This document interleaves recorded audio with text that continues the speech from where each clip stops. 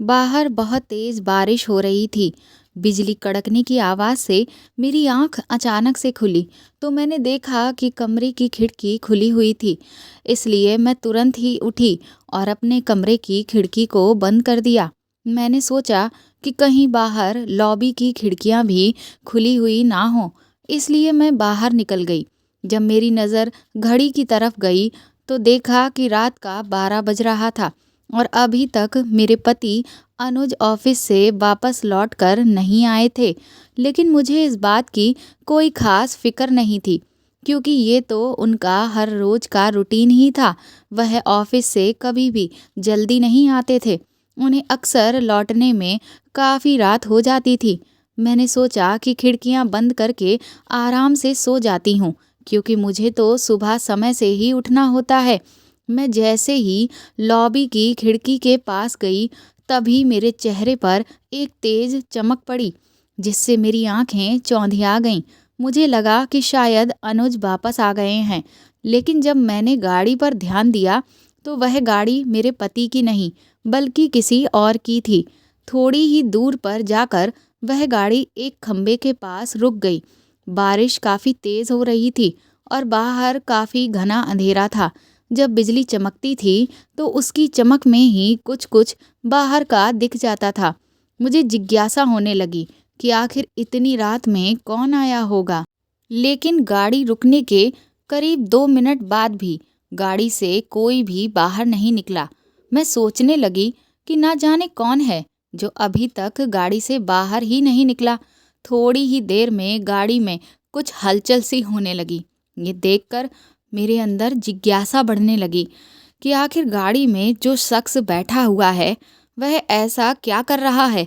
जैसे जैसे समय बीत रहा था, गाड़ी काफ़ी तेज तेज हिलने लगी।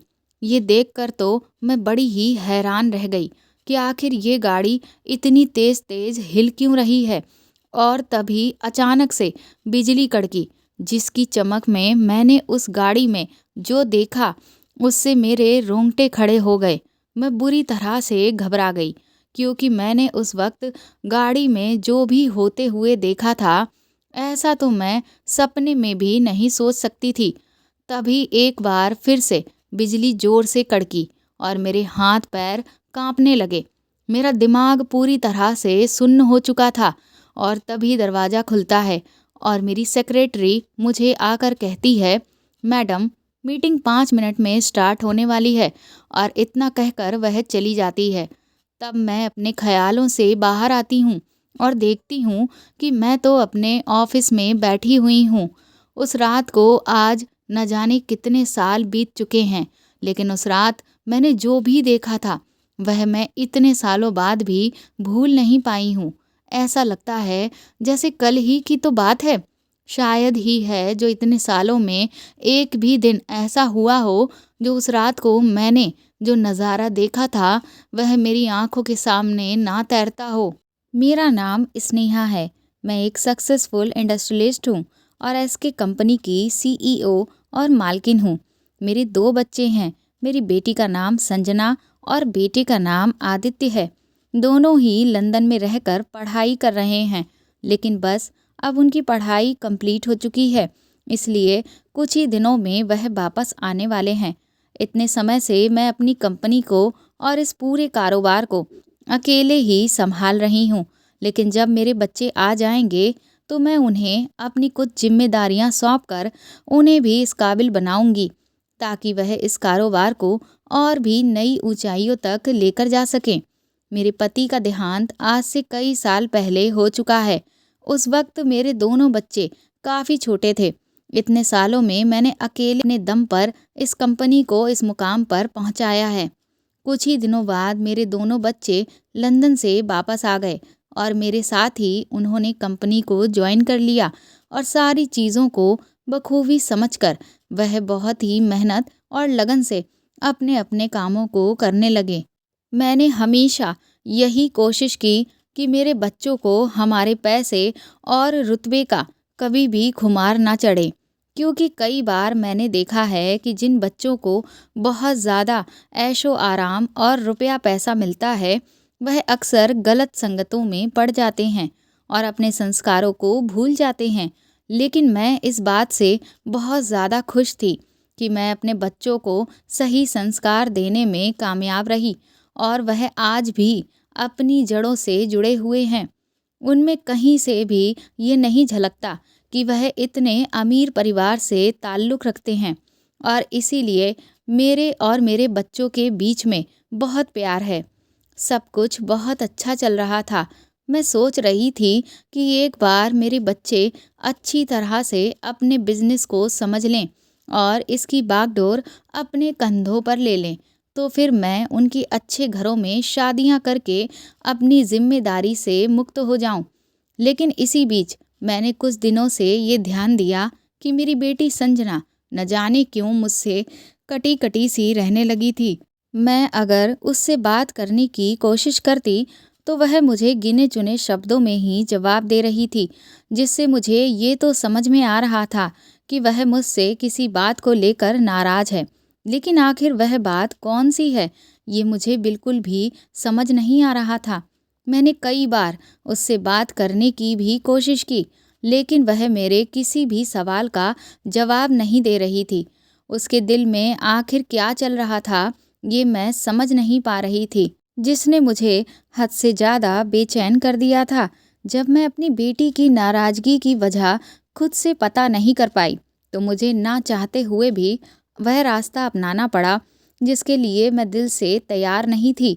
लेकिन आखिर मैं करती भी क्या? मेरी भी मजबूरी थी, क्योंकि मेरी बेटी मुझे कुछ भी बताने को तैयार ही नहीं थी। इसलिए मैंने एक डिटेक्टिव को हायर किया और उनसे कहा कि वह मेरी बेटी पर नज़र रखें और मुझे पता करके बताएं कि आखिर वह अपनी निजी ज़िंदगी में कहाँ जाती है, क्या करती है, किससे मिलती है।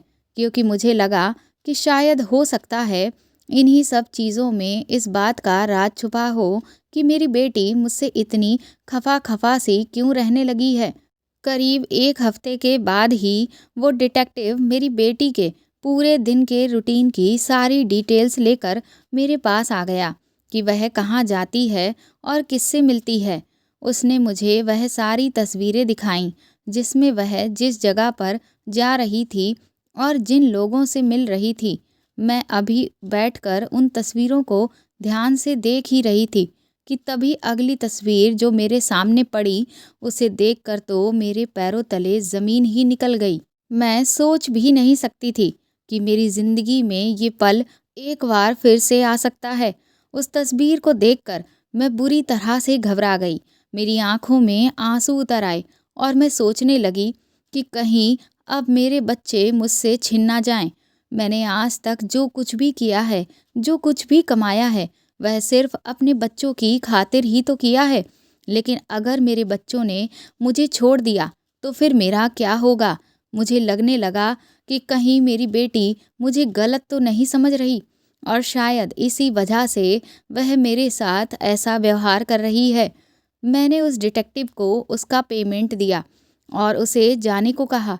उसके बाद मैं शाम को जब घर पहुंची तो सीधा अपनी बेटी के कमरे में गई।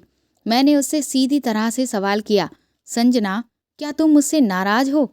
तो उसने ना तो मेरी तरफ देखा और ना ही कोई जवाब दिया। मैंने एक बार उससे फिर से पूछा कि संजना, तुम्हारे मन में अगर कोई भी बात है तो तुम मुझे साफ साफ क्यों नहीं बताती? आखिर कब तक तुम मुझसे इस तरह का व्यवहार करती रहोगी? मेरी ये बात सुनकर मेरी बेटी मुझ पर बुरी तरह से चिल्लाने लगी कि मुझे आपसे कोई बात नहीं करनी और ना ही अब मुझे आपसे कोई मतलब रखना है। ज़िंदगी में पहली बार ऐसा हुआ था कि मेरे बच्चे ने मेरे साथ इस तरह से बात की थी। अपनी बेटी का ऐसा व्यवहार देखकर तो मेरी आंखों में आंसू आ गए। मैंने उससे कहा कि तुम जो समझ रही हो वैसा कुछ भी नहीं है। क्या तुम्हें लगता है कि तुम्हारी माँ कुछ गलत कर सकती है? तो वह रोते हुए कहने लगी, इसी बात का तो मुझे गम है। मुझे आप पर बहुत ज़्यादा गर्व था, लेकिन आपने मेरा वह गर्व चकनाचूर करके रख दिया। मैं हमेशा यही सोचती थी कि सारी दुनिया गलत हो सकती है, लेकिन मेरी माँ नहीं। लेकिन आपने तो हमें धोखा दिया। आज तक आपने मुझे और आदित्य को अंधेरे में रखा और मैं सोच भी नहीं सकती थी कि जिस चीज़ के लिए हम इतने सालों से तरस रहे हैं, दरअसल वह हमसे भगवान ने नहीं छीनी, बल्कि आपने छीनी है। और आपने हमें कभी सच्चाई भी नहीं बताई। आखिर आपने ये सब सिर्फ इसलिए किया ताकि आप इस दौलत को पा सकें। आपको रुपए पैसे का इतना लालच था कि आप इतना गिर गईं कि आपने ये भी नहीं सोचा कि इस वजह से आपके बच्चों पर क्या बीतेगी। इसीलिए मैंने ये फैसला किया है कि अब मैं और आदित्य आपको हमेशा हमेशा के लिए छोड़कर चले जाएंगे। आप अपनी इस जायदाद और दौलत के साथ आराम से रहिए, क्योंकि आपके लिए तो सिर्फ यही सब मायने रखता है ना। तभी इतने में संजना के कमरे में आदित्य आ जाता है और संजना आदित्य से कहती है कि अपने सारे कपड़े पैक कर लो, हम दोनों आज के आज ही इस घर को छोड़कर चले जाएंगे। अपने बच्चों के मुंह से ऐसी बात सुनकर मैं बुरी तरह से हड़बड़ा जाती हूँ और मैं संजना से कहती हूँ कि तुम एक बार मेरी पूरी बात तो सुनो। लेकिन मेरे बच्चे मेरी कोई बात सुनने को तैयार ही नहीं होते।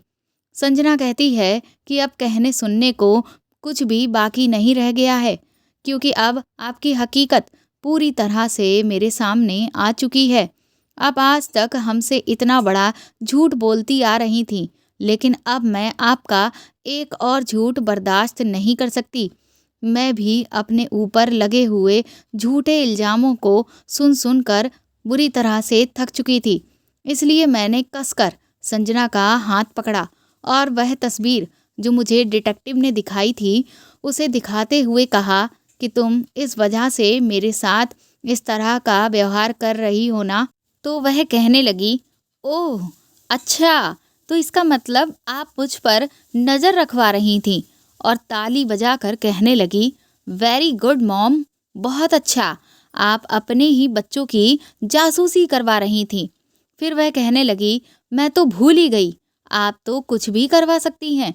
जो औरत अपने ही पति को मरा हुआ साबित कर सकती है, तो वह तो कुछ भी कर सकती है। मैंने कहा, हाँ, मैंने अपने पति को मरा हुआ साबित किया, लेकिन क्या तुम जानना नहीं चाहोगी कि मैंने ऐसा क्यों किया?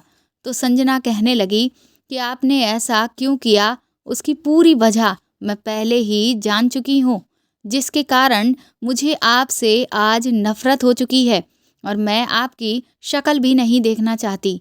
मैंने कहा, ठीक है, अगर तुमने यही फैसला कर लिया है कि तुम्हें मेरी शक्ल भी नहीं देखनी, तो तुम मत देखना। लेकिन बस एक बार मेरी पूरी बात तो सुन लो, उसके बाद तुम जो फैसला लेना चाहो ले सकती हो। मैं तुमसे कुछ भी नहीं कहने वाली। मेरी बात सुनकर आदित्य ने संजना को समझाया कि हमें एक बार तो माँ की भी बात सुननी चाहिए। उसके बाद मैंने आज तक जो राज अपने सीने में दफन कर रखा था, उसे अपने बच्चों को बताना शुरू किया। मैं अपने माँ बाप की इकलौती संतान थी। मेरी माँ का देहांत जब मैं 12 साल की थी, उसी समय हो गया था। मेरे पिता ने अकेले ही मुझे पाल पोस कर बड़ा किया था। वह मुझसे बहुत प्यार करते थे और हमेशा से वह यही चाहते थे कि मेरी शादी एक ऐसे इंसान से हो जो मुझे ढेर सारा प्यार भी करे और मेरी इज्जत भी करे। जब मेरी शादी की उम्र हुई तो उन्होंने मेरे लिए कई रिश्ते तलाश करने शुरू कर दिए, लेकिन वह जैसा लड़का मेरे लिए चाहते थे उन्हें मिल ही नहीं रहा था, जिस वजह से धीरे धीरे समय बीतता गया और वह थोड़ा परेशान रहने लगे। इसी बीच उनकी मुलाकात उनके सालों पुराने एक दोस्त अमरनाथ से हुई और जब उन्हें पता चला कि पापा मेरे लिए एक अच्छे रिश्ते की तलाश कर रहे हैं, तो उन्होंने पापा से अपने बेटे अनुज के लिए मेरा हाथ मांगा। पापा ने अनुज से 2-4 मुलाकातें की और उन्हें ये लगा कि अनुज वैसा ही लड़का है जैसा वह मेरे लिए ढूंढ रहे हैं। इसीलिए उन्होंने भी इस रिश्ते के लिए हाँ कर दी और बहुत ही जल्द हमारी शादी हो गई। शादी के वक्त अनुज एक प्राइवेट नौकरी कर रहा था, लेकिन वह अपना खुद का बिजनेस करना चाहता था, जिसके लिए उसने शुरुआत भी कर दी थी। लेकिन अपने बिजनेस को और भी ज़्यादा आगे बढ़ाने के लिए उसे और भी ज़्यादा पैसों की ज़रूरत थी, जिसके लिए वह काफ़ी परेशान रहने लगा था, लेकिन इसी बीच कुछ ऐसा हुआ जिसकी वजह से उसका बिजनेस पूरी तरह से ठप्प पड़ गया और वह धीरे धीरे परेशान रहने लगा। मेरी शादी को अभी कुछ ही महीने बीते थे और हमारी आर्थिक स्थिति डगमगा गई थी। फिर उस वक्त मेरे पापा ने अपनी ज़मीन बेचकर एक काफ़ी बड़ी रकम अनुज के हाथों में थमाई और उससे कहा कि वह उन पैसों से अपना बिजनेस एक बार फिर से खड़ा करे। अनुज ने एक बार फिर से अपने बिजनेस को शुरू किया और वह कुछ ही महीनों में काफ़ी अच्छा चलने लगा। मेरे ससुर जी ने अनुज से कहा कि ये सब मेरे पिताजी की वजह से ही संभव हो पाया है। इसीलिए ससुर जी के कहने पर ही अनुज ने मुझे उस बिजनेस का 50% का हिस्सेदार बनाया। धीरे धीरे समय बीत रहा था। बहुत ही जल्द हमारा बिजनेस इतना अच्छा चलने लगा कि हमने एक बहुत ही खूबसूरत सा घर खरीद लिया, जिसमें हम तीनों एक खुशहाल जिंदगी जीने लगे। अपने ससुर जी के कहने पर ही मैं भी अपने पति का बिजनेस में हाथ बंटवाने लगी थी, लेकिन मैं प्रेग्नेंट नहीं हो पा रही थी, जिस वजह से मैं काफ़ी परेशान थी। कई जगह मैंने इलाज कराया, लेकिन मुझे उससे कोई भी फ़ायदा नहीं मिल पा रहा था। दूसरी तरफ हमारे पास अब रुपए पैसे की कोई कमी नहीं थी, जिसका सुरूर अनुज के सर पर चढ़ चुका था और वह आए दिन शराब पीकर घर आने लगा। मेरे ससुर ने अनुज को बहुत समझाया कि इस तरह की गंदी आदतें डालना बिल्कुल भी ठीक नहीं है, लेकिन वह तो अब अपने आप को भगवान समझने लगा था, इसीलिए किसी की भी बात नहीं सुनता था। इसी बीच मुझे कुछ अफवाहें भी सुनने को मिलने लगीं कि अनुज का कई लड़कियों के साथ अफेयर चल रहा है, लेकिन मैंने कभी भी उसे किसी के साथ नहीं देखा था। बस इसीलिए मैंने इस बात पर ध्यान नहीं दिया।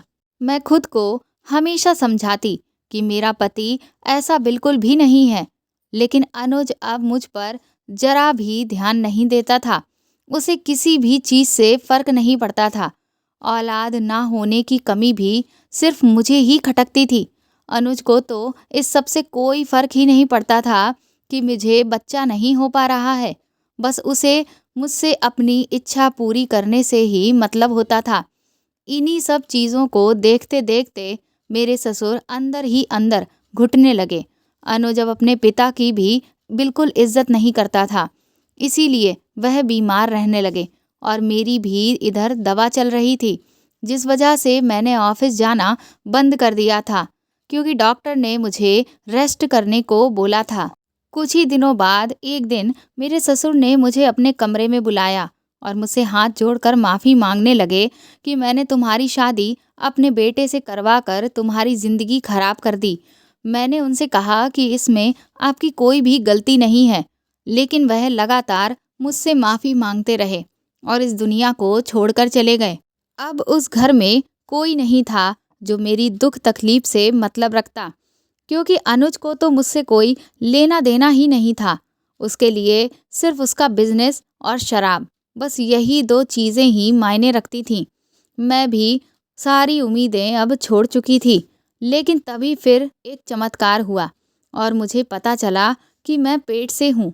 ये सुनकर अनुज काफ़ी खुश हुआ और एक बार फिर से उसने मुझ पर ध्यान देना शुरू कर दिया।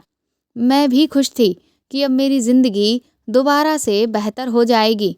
अनुज ने मेरा इलाज एक नए डॉक्टर से करवाना शुरू करवा दिया, लेकिन प्रेगनेंसी के दौरान मुझे बहुत ज़्यादा कमज़ोरी महसूस होती थी, जिस वजह से डॉक्टर ने मुझे काफ़ी सारी दवाइयाँ लिख कर दी थीं, क्योंकि उन्होंने कहा था कि मुझे अपना इस वक्त बहुत ध्यान रखना है, वरना मेरी प्रेगनेंसी में काफ़ी सारे कॉम्प्लिकेशंस आ सकते हैं।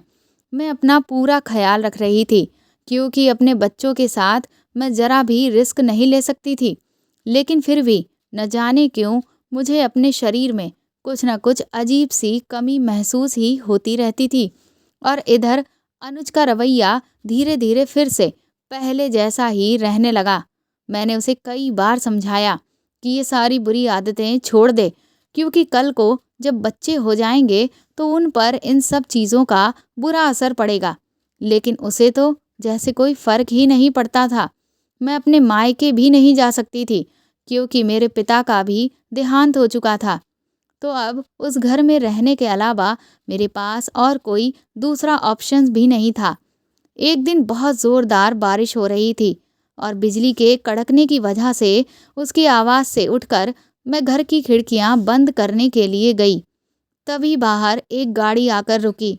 पहले मुझे लगा कि शायद अनुज ऑफिस से वापस लौट आए हैं, लेकिन जब मैंने ध्यान दिया तो देखा कि वह गाड़ी तो किसी और की थी।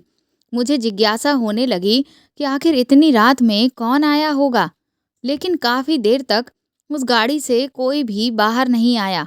मैं सोचने लगी कि आखिर ऐसा कौन आया है जो गाड़ी से बाहर ही नहीं निकल रहा। तभी गाड़ी ज़ोर-ज़ोर से हिलने लगी। ये देखकर मुझे बड़ा ही अजीब सा लगा कि आखिर ये सब हो क्या रहा है। और फिर एक बार फिर से बिजली ज़ोर से चमकी और मुझे जो गाड़ी के अंदर दिखाई दिया उससे मेरे हाथ-पैर फूल गए। गाड़ी में मैंने अनुज को देखा, जो किसी लड़की के साथ वह सब कर रहा था। मैं उस लड़की का चेहरा नहीं देख पाई और इससे आगे कुछ देखने की मुझ में हिम्मत भी नहीं थी।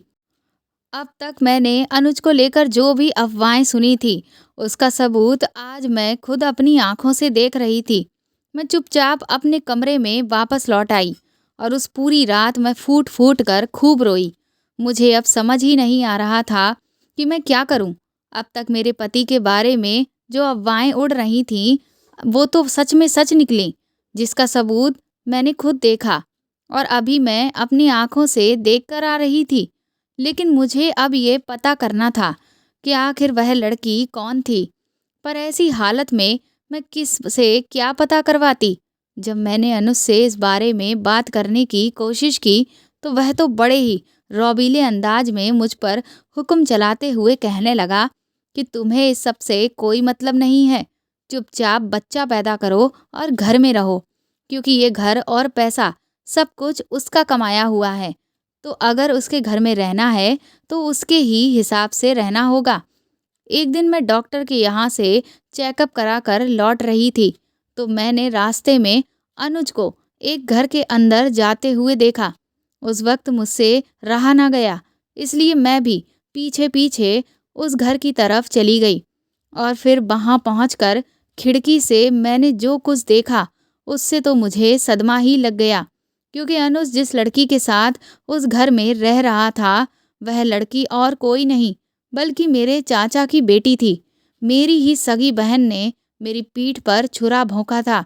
मैंने तुरंत ही बेल बजाई और जैसे ही दरवाज़ा खुला तो उन दोनों के मुझे देखकर होश उड़ गए। वो बुरी तरह से चौंक गए। जब मैंने अपनी बहन से रो-रो कर कहा कि तुम्हें मेरा ही घर मिला था उजाड़ने के लिए, तो वह मुझसे बड़े ही घमंडी तरीके से बात करने लगी। मेरे पति ने तो मुझे साफ कह दिया कि वह मेरी चचेरी बहन नम्रता से प्यार करता है और अगर मैंने उससे कुछ भी कहा तो वह मुझे घर से निकाल देगा। मैंने अनुज को बहुत समझाने की कोशिश की, लेकिन वह तो कुछ भी समझने को तैयार ही नहीं था। वो नम्रता के प्यार में पूरी तरह से पागल हो चुका था। मैं निराश होकर चुपचाप वहाँ से लौट कर जाने लगी। अनुज को तो इस बात से भी फर्क नहीं पड़ रहा था कि मैं उसके बच्चों की माँ बनने वाली हूँ और इस सब से इन बच्चों के ऊपर क्या असर होगा। इस वक्त उसे सिवाय नम्रता के कोई भी दिखाई नहीं दे रहा था। डॉक्टर ने मुझे ऐसी हालत में अपना ज़्यादा से ज़्यादा ख्याल रखने को कहा था और उल्टा हो ये रहा था कि मेरा स्ट्रेस बढ़ता ही जा रहा था, जिस वजह से जब मैं रोड क्रॉस करके जा रही थी तो ना जाने कब मुझे चक्कर आ गया और मैं गिर गई। जब मेरी आँख खुली तो मैं एक डॉक्टर के क्लिनिक में थी, लेकिन जैसे ही मैंने उस डॉक्टर को देखा मैं हैरान रह गई, क्योंकि वह और कोई नहीं, मेरी बेस्ट फ्रेंड शिल्पा थी। इतने सालों बाद अपनी सहेली को जब मैंने अपने सामने पाया तो उसे गले लगाकर मैं खूब रोई, क्योंकि उस वक्त मैं सबसे ज़्यादा दुखी थी और किसी अपने को पास देखकर मुझसे रहा ही नहीं गया। मुझे इस तरह बेतहाशा रोता हुआ देखकर शिल्पा ने उसकी वजह पूछी, तो मैंने उसे रो रो कर सब कुछ बता दिया।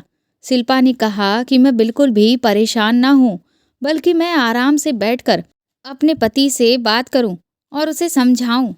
उसने मेरे कुछ चेकअप किए और मुझे कुछ दवाइयाँ लिख कर दी ताकि मुझे आराम मिल सके।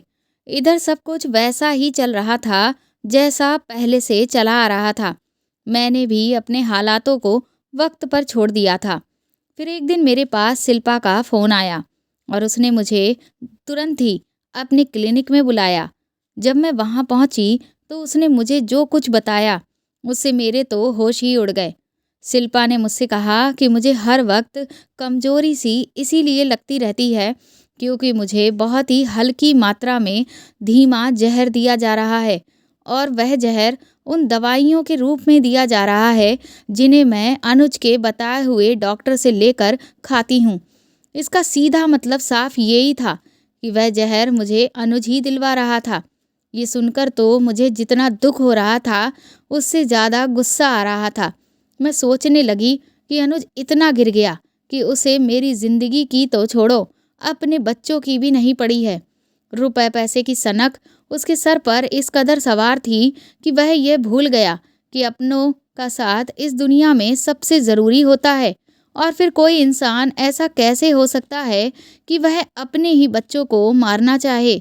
मुझे अब उस आदमी से नफरत होने लगी थी। मैं उसी वक्त गुस्से में घर गई ताकि अनुज से अपने सारे सवालों का जवाब मांग सकूं। लेकिन मुझे क्या पता था कि जब मैं घर पहुंचूंगी तो वहां मेरे लिए एक सबसे बड़ी मुसीबत इंतज़ार कर रही थी। जैसे ही मैं घर गई, सामने देखा तो अनुज नम्रता के साथ शादी करके बरमाला डाले हुए खड़ा था। नम्रता ने मेरे वहाँ पहुँचते ही मेरे मुंह पर तलाक के कागज मार दिए और फिर मुझे धक्के देकर घर से बाहर निकालने लगी। वह मुझे धक्का देते हुए बाहर तक घसीट कर ले आई और मैं अनुज को बार बार पुकारती रही, लेकिन वह वहाँ से चला गया। मेरे गुस्से की जब इंतहा नहीं रही तो मैंने भी उसे बदले में धक्का दिया और उससे कहा कि तुम शायद ये भूल गई हो, लेकिन इस घर और कारोबार में मेरा भी 50% का हिस्सा है, तो तुम मुझे इस घर से निकालने का कोई अधिकार नहीं रखती। इस पर नम्रता जोर जोर से हंसने लगी। ये देखकर मेरी तो कुछ भी समझ में नहीं आ रहा था कि आखिर ये हंस क्यों रही है। वह कहने लगी कि तुमने मुझे क्या कच्ची खिलाड़ी समझ रखा है। मेरा और अनुज का रिश्ता काफ़ी समय से है और मुझे जब ये बात पता चली कि तुम भी इस सब की बराबर की मालकिन हो तो मैंने एक प्लान बनाया और मैंने अनुज से कहा कि तुम कुछ दिनों तक स्नेहा से अच्छे से पेश आओ और ऑफिस के कुछ ज़रूरी कागजात पर साइन करवाने के बहाने उस पर प्रॉपर्टी के पेपर्स पर साइन करवा लो और ये सब कुछ अपने नाम पर ट्रांसफ़र करवा लो। और तुम इतनी बेवकूफ़ निकली कि तुमने बिना पेपर्स को चेक किए ही उन पर आराम से साइन कर दिए और हमारा काम आसान कर दिया। इसलिए अब तुम्हारे पास एक फूटी कौड़ी भी नहीं है, बल्कि तुम अब एक ज़ीरो हो। उसने अपनी उंगलियों से उस ज़ीरो को बनाया और मेरी आंखों के बहुत ज़्यादा करीब तक लेकर आई और एक बार फिर से मुझे धक्का देकर कहा, चल निकल यहाँ से, भिखारिन कहीं की। मैंने नम्रता के आगे बहुत हाथ पैर जोड़े, खूब रोई गिड़गिड़ाई कि मुझ पर ना सही लेकिन कम से कम मेरे होने वाले बच्चों पर तो तरस खाओ। ऐसी हालत में मैं कहाँ जाऊंगी। अब तो मेरे पास कोई भी नहीं है। लेकिन वह पत्थर दिल हो चुकी थी। मैंने अनुज को भी बहुत पुकारा लेकिन वो नहीं आया। आखिर मैं नम्रता से मुझ पर दया करने की उम्मीद रखती भी कैसे, क्योंकि जिन बच्चों का पिता ही ऐसा हो तो फिर वह उन बच्चों के बारे में क्यों सोचती। मेरे पास अब इस दुनिया में कोई भी सहारा नहीं बचा था। मैं बेघर हालात की मारी अपने पेट में बच्चे लिए हुए यहाँ वहाँ भटक रही थी। शाम तक मुझे बहुत ज़्यादा भूख लगने लगी। मैं खुद को तो भूखा रख सकती थी लेकिन अपने बच्चों को नहीं।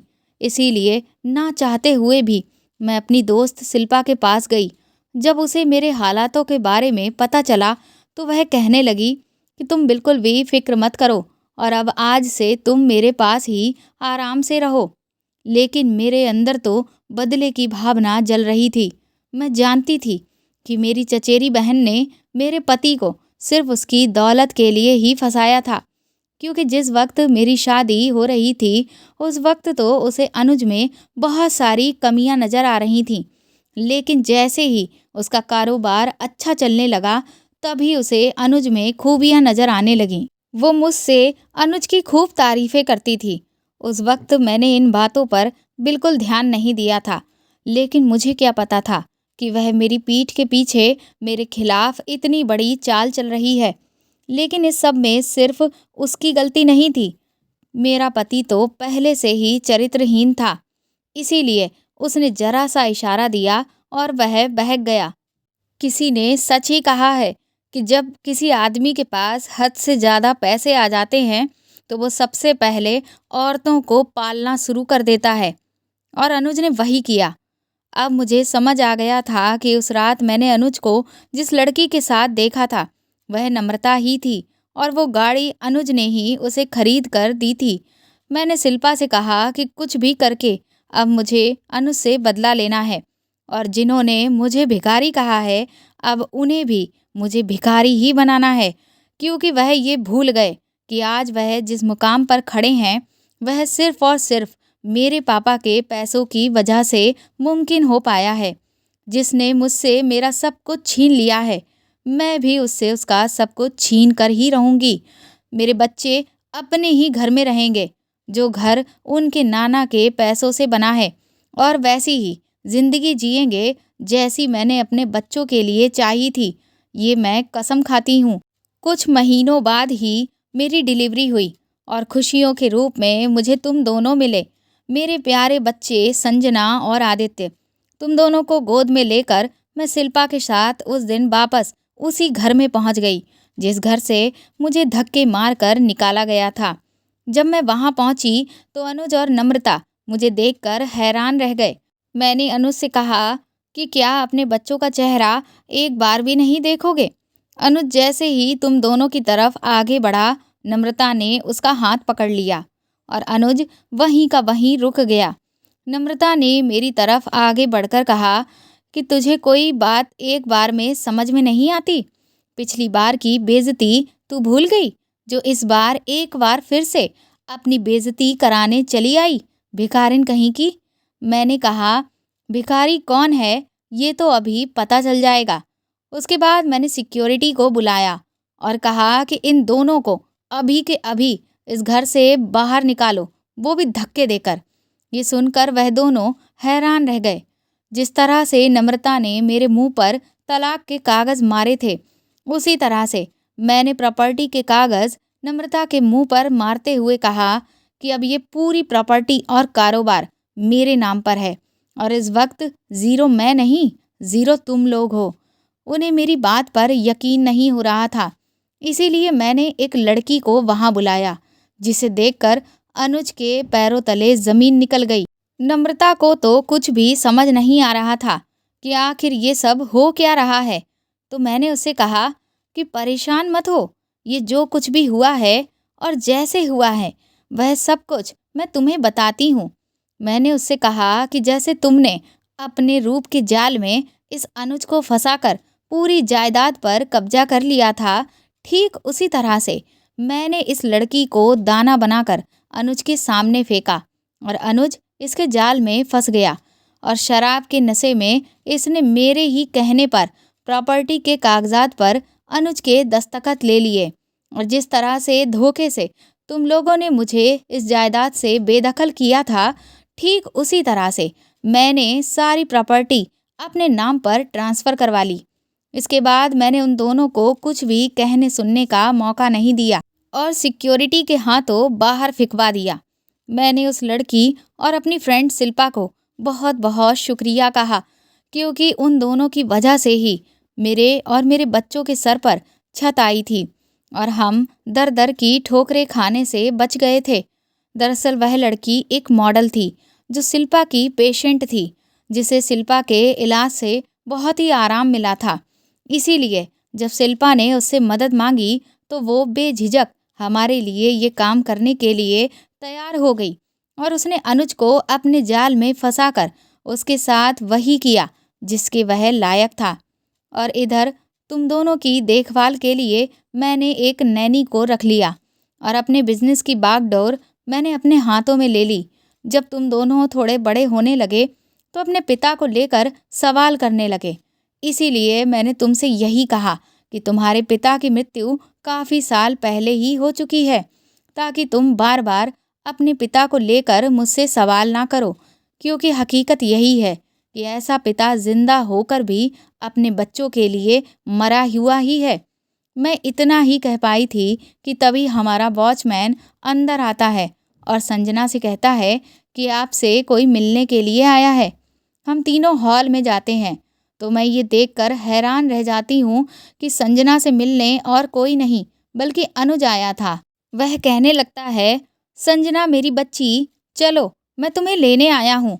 इस धोखेबाज औरत के साथ अब मैं अपने बच्चों को एक पल के लिए भी नहीं रहने दूंगा।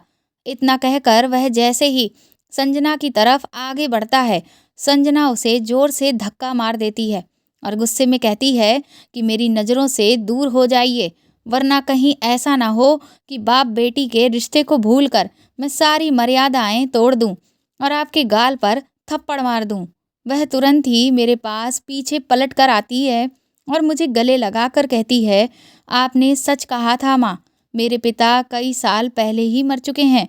अपनी बेटी के मुंह से ये बात सुनकर मैं फूट फूट कर रोने लगती हूँ।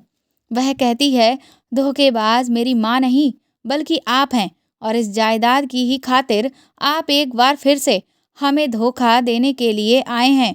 लेकिन अब मैं सब कुछ जान चुकी हूँ और आपके किसी भी धोखे में नहीं आने वाली। तभी अनुज कहता है कि तुम लोगों को तो मैं छोड़ूंगा नहीं। संजना सिक्योरिटी से कहकर अनुज को धक्के देकर घर से बाहर निकलवा देती है। संजना और आदित्य मुझसे माफ़ी मांगते हैं। मैं भी अपने बच्चों को माफ़ कर देती हूँ, क्योंकि वह जो कुछ भी कर रहे थे अपने पिता के बहकावे में आकर कर रहे थे। इतने सालों का बोझ जो मेरे दिल पर था वह भी उतर चुका था और अपने अंदर दबे हुए सारे दर्द को मैं आंसुओं में बहा देती हूँ। कुछ सालों बाद मेरे दोनों बच्चों की शादी हो जाती है और हम सब एक परिवार के रूप में खुशहाल जीवन जीने लगते हैं। हमारे समाज में औरतों पर होने वाले जुल्म इसीलिए बढ़ते जा रहे हैं क्योंकि वह कभी भी उनके खिलाफ खड़ी नहीं होती हैं, क्योंकि वह खुद को कमज़ोर मानती हैं, जबकि ये वह भूल चुकी हैं कि जो औरत एक नई ज़िंदगी को पैदा कर सकती है, जिस औरत की वजह से ये पूरी दुनिया चल रही है, वह कुछ भी कर सकती है, वह कभी कमज़ोर नहीं हो सकती। इसीलिए औरत को अपने खिलाफ होने वाले हर अन्याय का मुंह तोड़ जवाब देना चाहिए और ज़रूरत पड़े तो जिसने हमारे साथ जैसा किया हो उसे वैसा ही सबक सिखाना चाहिए। तो दोस्तों, आपको मेरे द्वारा लिखी हुई ये कहानी कैसी लगी हमें कमेंट करके ज़रूर बताएं और प्लीज़ मेरी इस कहानी को ज़्यादा से ज़्यादा शेयर और लाइक करें। आप चाहें तो मुझे सुपर थैंक्स भी दे सकते हैं। साथ ही अगर आप चैनल पर नए हैं तो सब्सक्राइब करके बेल आइकन ज़रूर दबा दें, ताकि आगे भी मैं आपको ऐसी ही अच्छी कहानियाँ सुनाती रहूँ। Thank you.